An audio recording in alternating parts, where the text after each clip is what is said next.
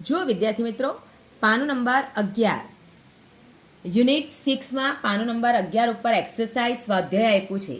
આ એક્સરસાઇઝ સ્વાધ્યાય તમારે હોમવર્ક લેસનમાં કરવાનું છે, એટલે કે 24/7/2020 નું લેસન છે. આ તારીખ કઈ છે? 24/7/2020.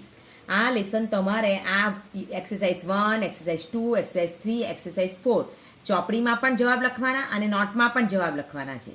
હું તમને 2 એક્સરસાઇઝ નોટમાં કરીને બતાવું અને ત્રીજી અને ચોથી તો એક્સરસાઇઝ તમારે ચોપડીમાંથી જોઈને નોટમાં કરી દેવાની. હવે અત્યારે હું ચોપડીમાં બતાવું છું, તે તમે જોઈ લો અને સાંભળી લો.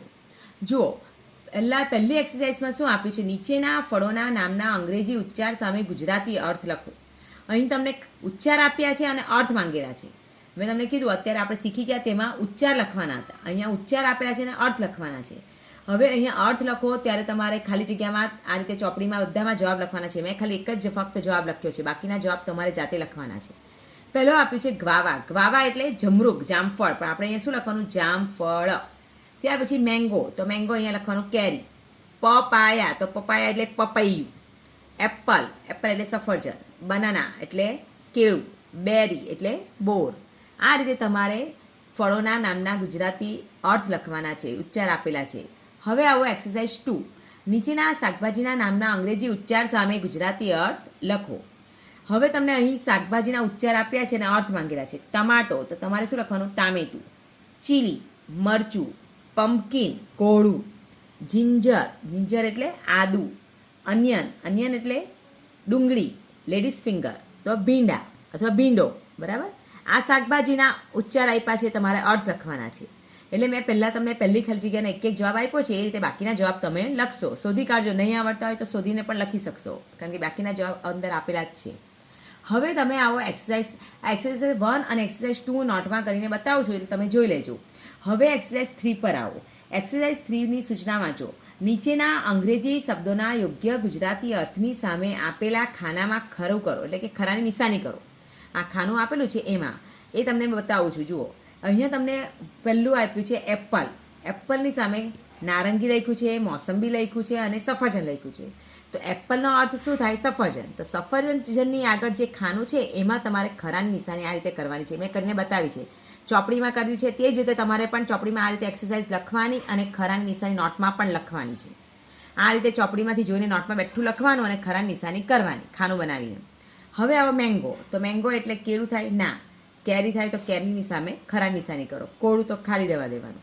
ત્યાર પછી આવો 3 નંબર પર ઓનિયન. ONION. ઓનિયન એટલે લસણ થાય? તો ના. ડુંગળી થાય? તો હા. તો ખરા નિશાની ડુંગળી આગળ કરો. મરચું? તો ના. હવે આવો ચોથું કેરટ. CARROT. કેરટ એટલે ગાજર. તો ગાજરની સામે ખરા નિશાની કરો. મૂળો? તો ના. રીંગણ? તો ના. એટલે ખાલી રહેવા દેવાનું ખાનું. જેનો જવાબ આવતો હોય તેની સામેના ખાનામાં જ ખરું કરવાનું, યાદ રાખજો. બનાના. 5મા નંબર પર બનાના છે. BANANA. બનાના એટલે કેળું. હવે અહીં બોર આપ્યું છે, તો ના. કેરી? તો ના. કેળું. તો કેળુંની સામે જે ખાનું છે એ ખાનાની અંદર ખરાની નિશાની કરવાની છે. જુઓ મિત્રો, વિદ્યાર્થીઓ, બાળકો, સાંભળો.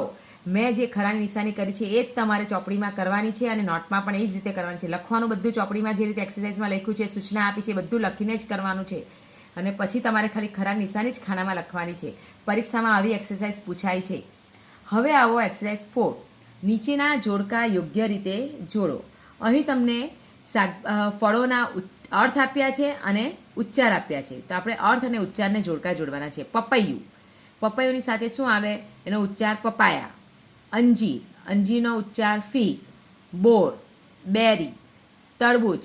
વોટરમેલન. દ્રાક્ષ. ગ્રેપ્સ. આ રીતે તમારે જોડકા જોડવાના છે. મેં અહીં જોડકા જોડીને બતાવ્યા નથી, એ તમારે તમારી જાતે જોડવાના. આની અંદર તમને ઉચ્ચાર અને અર્થ તો આપ્યા જ છે, શોધીને જોડી દેજો, તો હવે આવડી જશે. ત્યાર પછી આવો બીજું જોડકું. બટાકો. તો બટાકુ સાથે શું આવે? પટેટો. અહીં શાકભાજીના છે. જો અહીં શાકભાજીના અર્થ આપ્યા છે અને સામે શાકભાજીના ઉચ્ચાર આપ્યા છે. જુઓ, બટાકો તો એની સાથે પટેટો જોડેલું છે. મરચું તો તમારે એની સાથે ચીલી જોડવાનું. રતાળું તો એની સાથે યેમ જોડવાનું. ભીંડો તો એની સાથે લેડીઝ ફિંગર. મૂળો તો એની સાથે રેડિશ. આ રીતે તમારે શાકભાજીના અર્થ અને ઉચ્ચારના જોડકા જોડવાના, ચોપડીમાં પણ જોડવાના અને નોટમાં પણ. તમારે લેસનમાં આજે ચોપડીમાંથી જોઈને એક્સરસાઇઝ 1, 2, 3 અને 4 બધી જ નોટમાં પણ લખવાની છે અને ચોપડીમાં પણ બધાના જવાબ લખવાના છે. સાંભળી લીધું? ચોપડીમાં પહેલાં જવાબ લખી દેવાના, પછી ચોપડીમાંથી જોઈને બધો ઉતારો નોટમાં કરવાનો. એટલે ચોપડીમાં પણ 1 2 3 4 કરવાના અને નોટમાં પણ 1 2 3 4 એક્સરસાઇઝ કરવાની છે. જુઓ મિત્રો, ખ્યાલ આવી ગયો તમને? હવે તમને લેસનમાં હું ખાલી એક્સરસાઇઝ 1 અને 2 કેવી રીતે લખાય તે બતાવું છું, તે જોઈ લેજો.